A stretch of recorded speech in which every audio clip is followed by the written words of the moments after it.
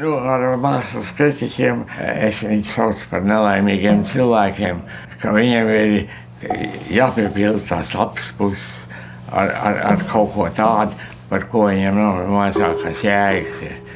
Lielākoties, ja tu nodarbojies ar mākslu un arī ar vienu otru paziņu, kas ir mākslas kritiķiem, ja tu var tās kritikas labas vai sliktas, jeb apraksts par mākslu, es jau tur nelasu. Piemēram, ja man ir uzrakstīt, kā nekāds uzrakstījis par mākslu un vispār, un ko tu dari, es jau to nelasu, jo tam jau nav nekāda tā kā ar to, ko es daru.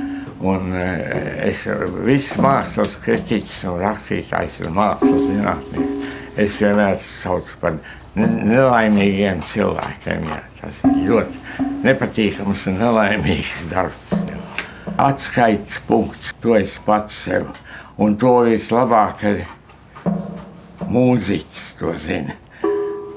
Ka viņš nav pietiekoši trenējies, ka spēlē klavierus, ka viņš taisa kļūdas, ja viņš kaut ko dara. Viņš ir tas pirmais, kas to redz.